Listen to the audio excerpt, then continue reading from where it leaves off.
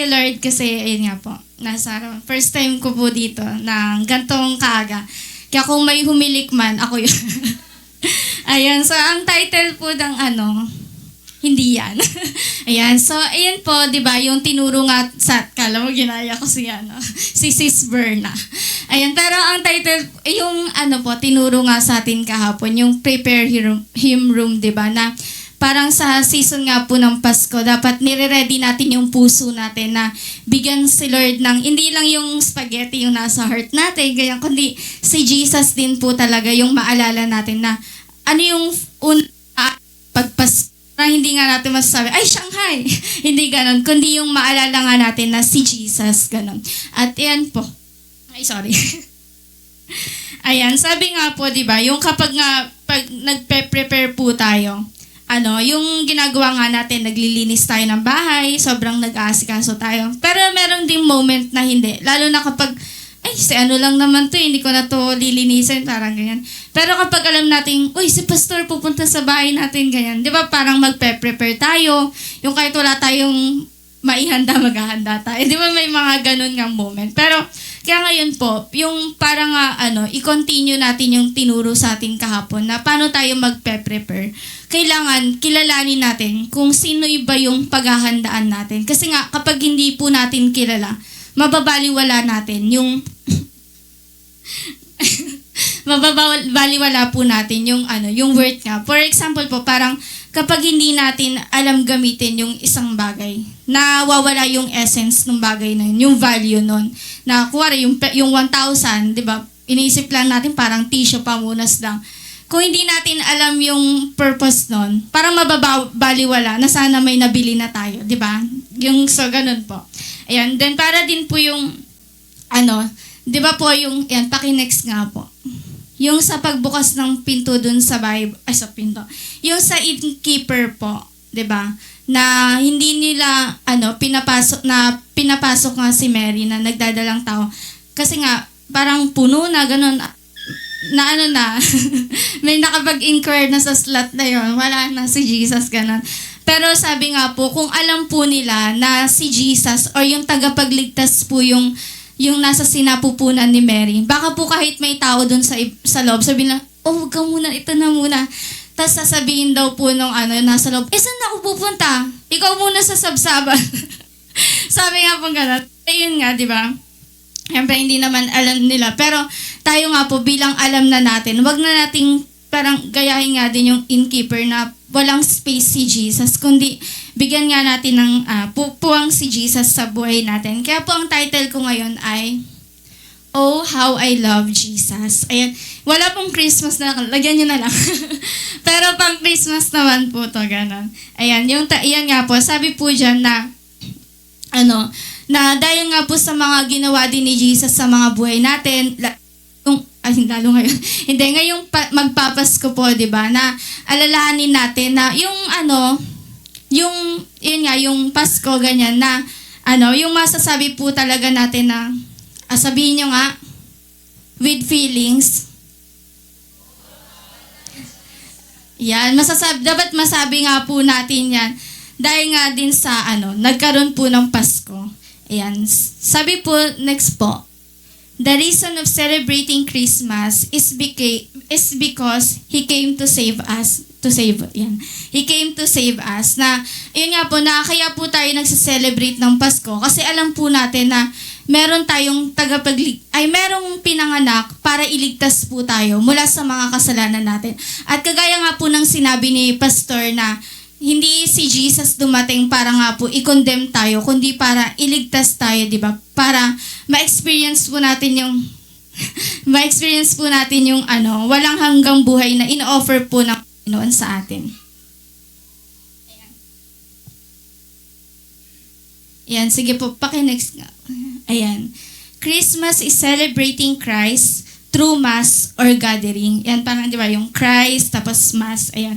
Na kaya po tayo nag-gather tuwing umaga kasi nga sineselebrate natin yung kapanganakan ni Jesus. At madalas nga po daw, ay ako din kasi dati hindi nga po ako nagsisimba. Pero meron po akong friend na kapag birthday niya nga, yung lagi silang nasa simbahan, ganun. yearly, ganon. Sino yung ganon?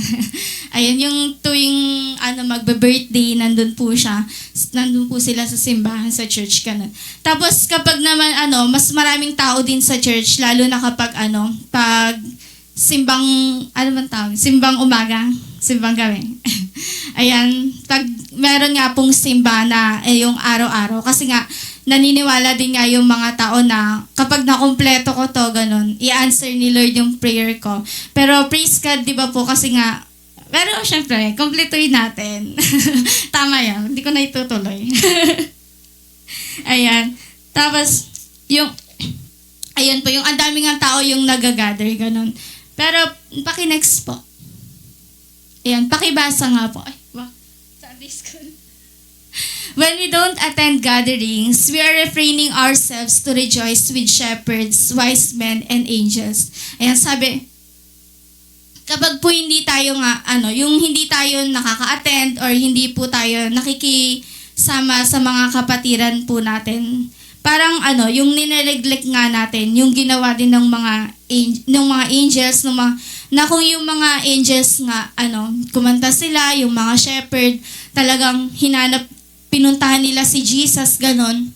At yung mga wise men din, nagbigay pa ng offering para lang pumunta kay Jesus. At ganon din po tayo na dapat every time po na pumupunta nga tayo dito, yung thankful tayo, yun nga, na hindi yung pilitin natin yung sarili nga po natin na pumunta nga talaga ng maaga, ganon. Yan. Kagaya po ng shepherd, ng wise men, tsaka ng angels, nag-rejoice po sila kasi inaalala po nila na yung king, yung savior, yung tagapagligtas ko ay ipinanganak. Ganon. Kaya sabi po dito, don't miss the opportunity. Naisipin nga po natin na tuwing umaga, para daw tayong mga wise men, na excited tayo na puntahan si Jesus, 'di ba? Na yung ang layo nga 'di ba ng travel ng wise men para lang puntahan si Jesus. Pero ginawa nila 'yon kasi ganun sila naglolong na makita yung savior nila. At ganun nga din po tayo 'di ba na dapat tuwing umaga yung naglolong tayo na Lord, hayaan mong i-take ko tong opportunity na to para araw-araw ako kumanta ng Oh come all you faithful. Yan 'di ba na yung parang masigla nga tayo na araw-araw wino-worship natin si Lord na gano'n. Ayan po. Sunod naman po, basahin po natin yung verse nga po, ayan po yung verse kanina na, ayan, yung patungkol po sa kapanganakan ni Jesus. I-highlight ko na lang po yung verse 21. Sabi dyan, siya ay manganganak ng isang lalaki at ang ipapangalan mo sa kanya ay Jesus sapagkat ililigtas niya ang kanyang mga tao sa kanilang kasalanan. Na ang reason po bakit si Jesus na buhay ay para iligtas po tayo. At 'di ba dahil niligtas tayo ng Panginoon, kaya meron tayong Pasko. At kung hindi tayo niligtas, 'di ba, parang na lang kaya yung may Pasko ba, parang ganun. Pero 'di ba po, sinasabi nga din na hindi naman December. Pero syempre, tayo po, naman natin, yung iniisip natin, yung reason, hindi naman yung kailangan, yung kailangan ba makipagtalo pa gano'n. Pero di ba parang ito yung time para lahat ng tao mag-celebrate, mag-exchange gift, ganyan. Po. Yan. Sunod naman ay, ayan, when you hear and see Jesus, you can't help but to, ayan, una po, ito po yung ginawa niyan, sing like angels. Sabi sa Luke 2:14, papuri sa Diyos sa kaitaasan at sa lupa'y kapayapaan sa mga taong kinalulugdan niya. Ayan, yung mga angels, meron, di ba, may choir sila. Yung mga angels, kumanta sila ng papuri sa Panginoon. At doon nga nila na sinabi sa mga shepherds, paki-next po. Yan, believe like shepherds. Yung sinabi ng mga angels na si Jesus nga ipinanganak siya, gano'n, na kagaya din po ng mga angels, yung kakanta din tayo. Yan. Kakanta din po tayo. At sunod naman po, yun nga yung believe like shepherd na sabi sa Luke 2:15, tayo na sa Bethlehem. Tignan natin itong ibinalita sa atin ng Panginoon. Yan, sabi nila sa isa't isa na, tara na, puntahan natin si Jesus. Yan, tignan natin. Ganun. Ayun na, kagaya nga po sa atin na kapag meron sinasabi si Lord sa atin na yung excited tayo, tsaka naniniwala nga po tayo. Parang sinasabi din sa atin na, tara na, gumising ka na. Pupunta tayo sa Ama Floor. Ayun, pupunta tayo dito para magpuri, di ba? Para puntahan natin si Jesus at yun nga, yung balita na buhay si Jesus. Kaya pag tinignan nga po natin yung katabi natin, di ba? Dapat nakikita na buhay ang Diyos sa bawat isa.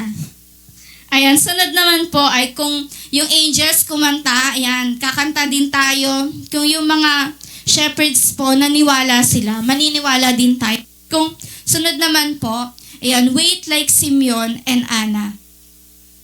Sila po yung mga yan, yung mga elders, yung mga na sa pag-iintay nga nila kay Jesus, parang sinabi po nila na kaya nung nakita ni Simeon, ayun, si Jesus, nung nabuhat niya na si baby Jesus, doon niya nga sinabi na parang Lord, pwede na, parang gano'n na. Kasi nga, nakita niya na yung okay na siya.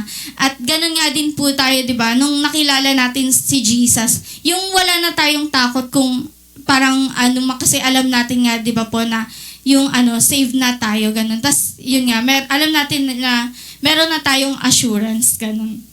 At sabi po sa Luke 2:25, matapat at malapit sa Diyos ang lalaking ito na naghihintay sa katubusan ng Israel.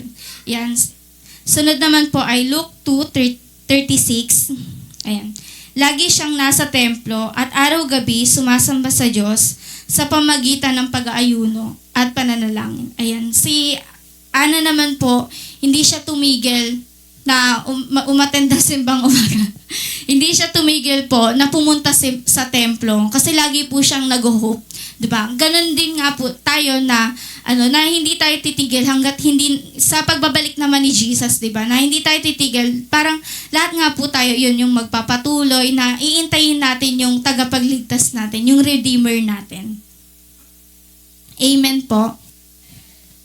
Ayan, sunod naman po ay give like a wise man. Na kapag narinig natin o nakita natin si Jesus, imposible nga po na parang wala tayong ibibigay, parang gano'n. Na 'di ba nga meron po tayo mga napapakinggan po sa mga turo na sabi po ng mga ng mga God's general, 'di ba? Sabi nila na yung wala nga silang mai-offer, wala silang maibibigay, pero etong buhay ko, Lord, ano ba yun yung parang yung nothingness, ito yung ino-offer ko po sa inyo.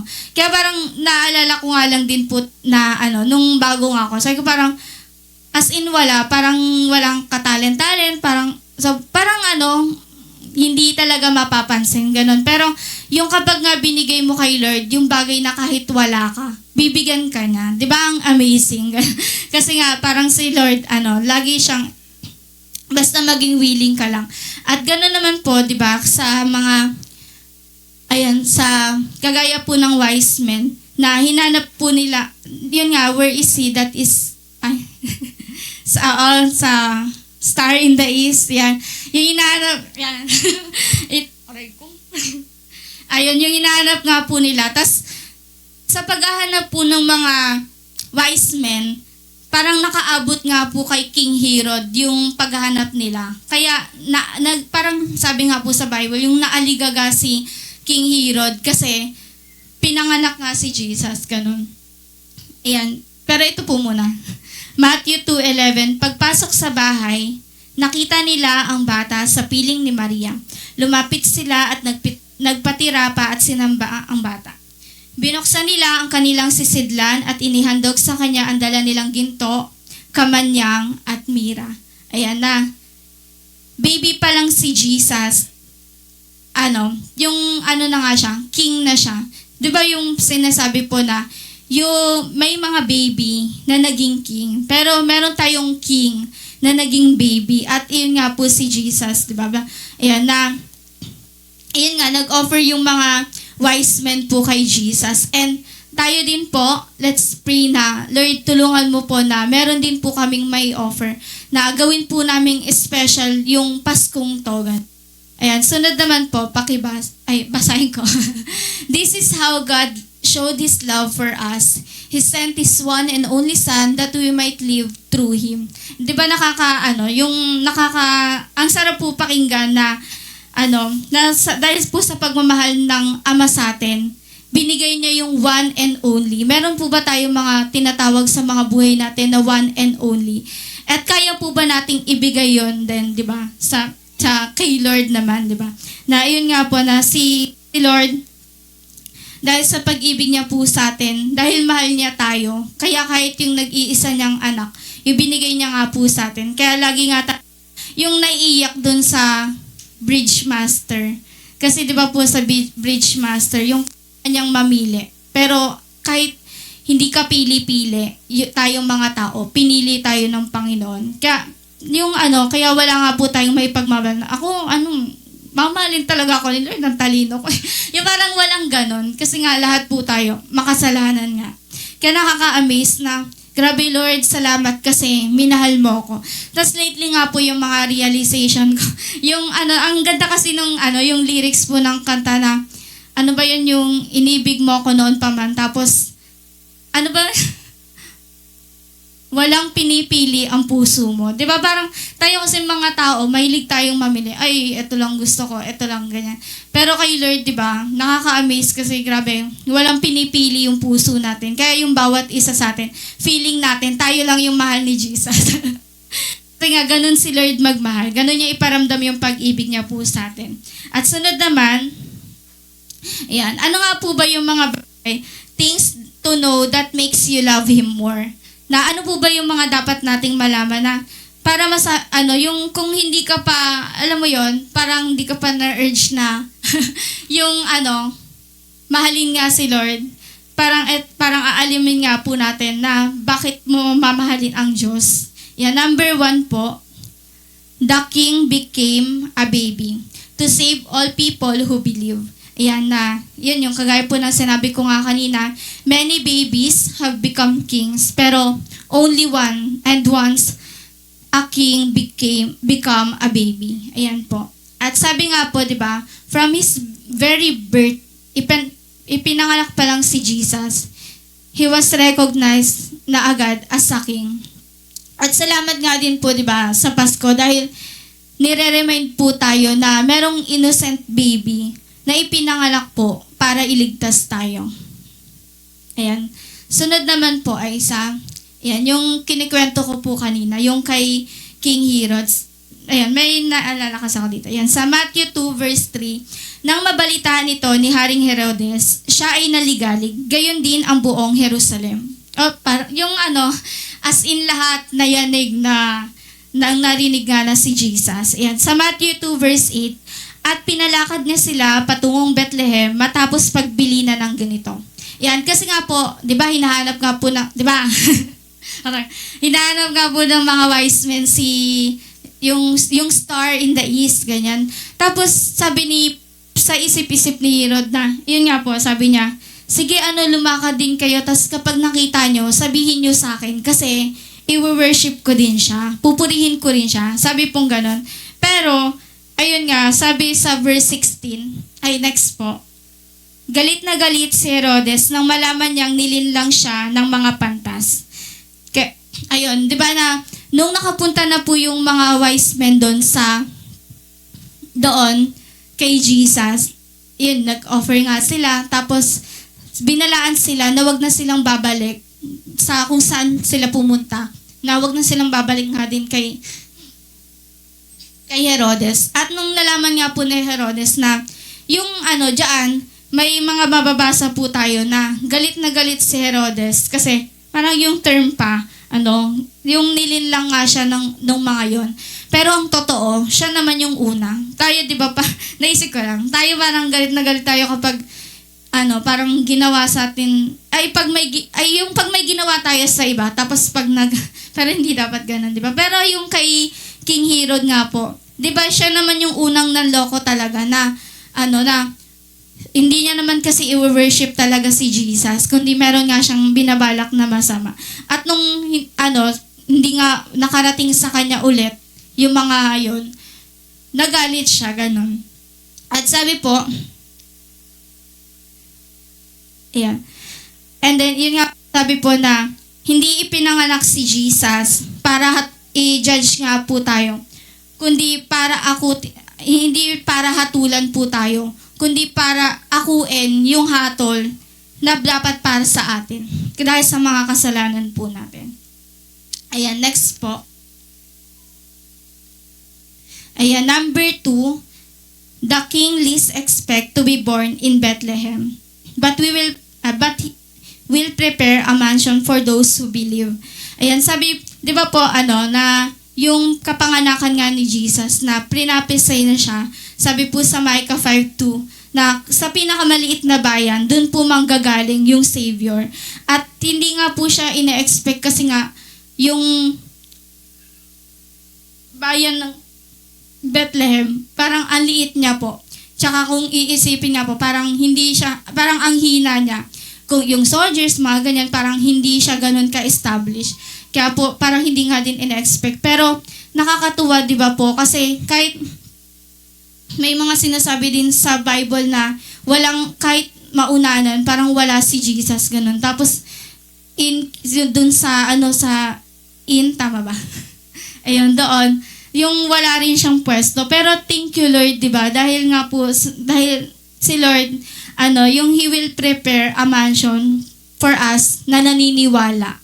Kaya thank you, Lord, kasi kung yung tayo nga mga tao, parang hindi natin binigyan si Lord ng space dito. Pero grabe, sobrang pagmamahal ng Panginoon. Binigyan niya tayo ng space dun sa langit.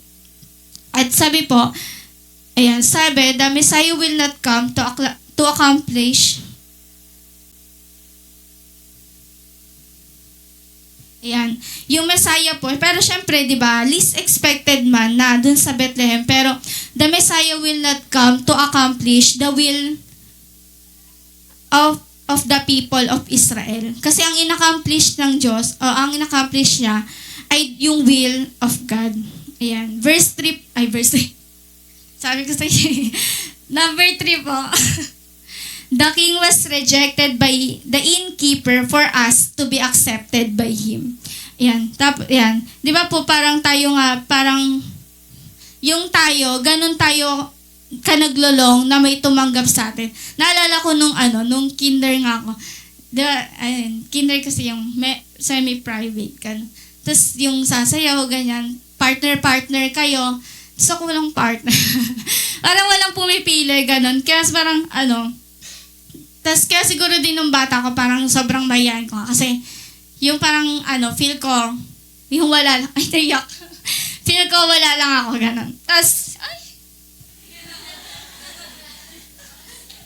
ayan, tas yung, di ba po, na-reject yung king dun, ng mga innkeeper. Pero, dahil mahal tayo ni Lord, yung tinanggap niya tayo, parang ikaw ba, parang masabi mo bang tanggap ka, may tumanggap sa'yo.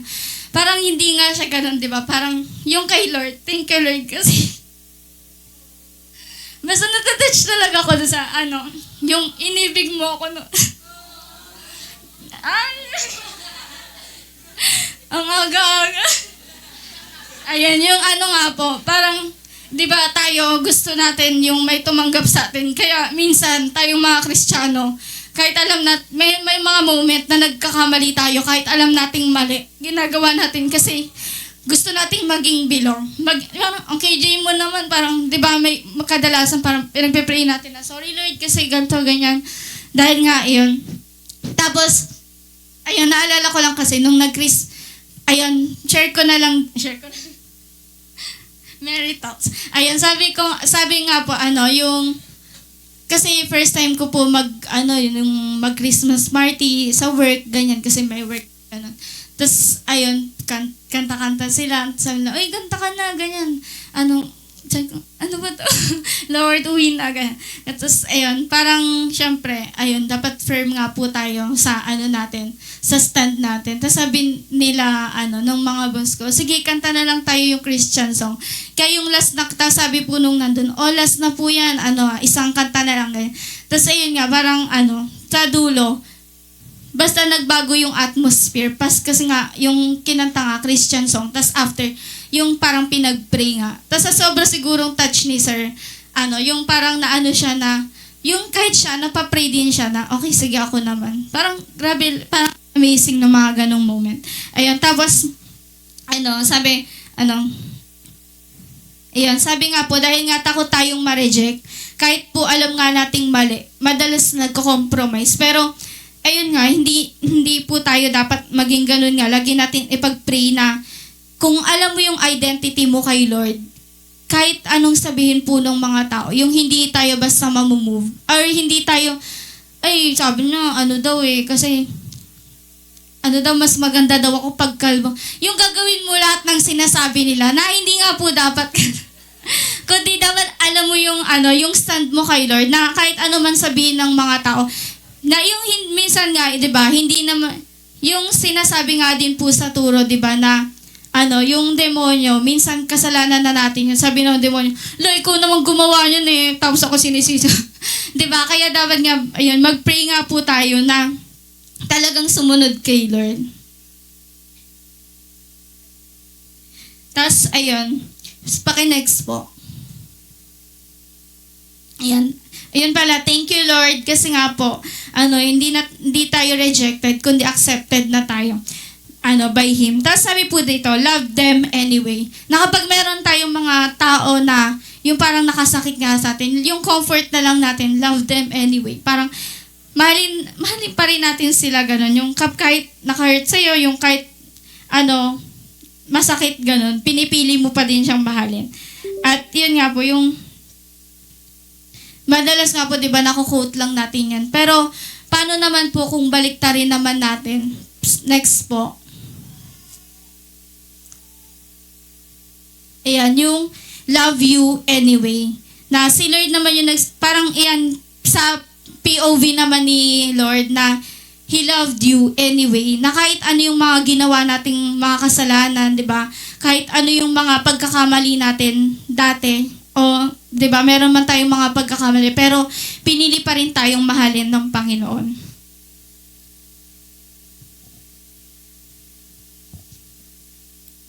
Ayan, tapos, ayan po, paki-next po. Ayan, kakantay ka. Ayan, kasi dito po ang title ng song ko. Dahil sa Pasko nga, parang wala tayong maisip kundi yung minahal ka ng Panginoon. Wala tayong ibang maisip kundi dahil binigay niya si Jesus sa atin. Kaya makakanta na din natin to yung sabi, there is a name I love to hear, I love to sing its word. It sounds like music in my ear, the sweetest name on earth. Na kahit ang the sweetest name of earth. Sabi dyan, oh how I love Jesus, oh how I love Jesus, oh how I love Jesus because He first loved me. Ayan, sa next po na stanza, basahin na lang din natin. Ayan, sabi, it tells me, ayan, sabi, it tells me of a Savior's love who died to set me free. Na, grabe Lord, kasi dahil sa pag-ibig, dahil sa pag-ibig ng tagapagligtas, namatay ka para, parang iligtas ako. Kaya nga, sobrang natatouch din ako dun sa Redeemer. Kasi, parang hindi nga, di ba sinasabi nga dun sa Bible na we are bought with a price. Na, ibig sabihin may halaga ka kasi may presyo eh. Di ba, ayun nga, mahalaga ka. Kaya, sabi dyan, di ba, it tells me of a Savior's love who died to set me free. Thank you, Lord, I am free. Sabi, it tells me of His precious blood, the sinners perfectly. Sabi, it tells of one whose loving heart can feel my deepest, sa mga yung kahit si Lord yung nakakaramdam ng kahit sa, malalim nga na, yung kahit hindi mo nga daw po maintindihan yung sarili mo, pero si Lord, naiintindihan ka niya. Sabi na, who in each sorrow bears a part that none can bear below. At sabi po dyan na, oh, how I love Jesus. Oh, how I love Jesus. Oh, how I love Jesus. Bakit? Because He first loved me. At ayun lamang po. Ayan, let's pray po.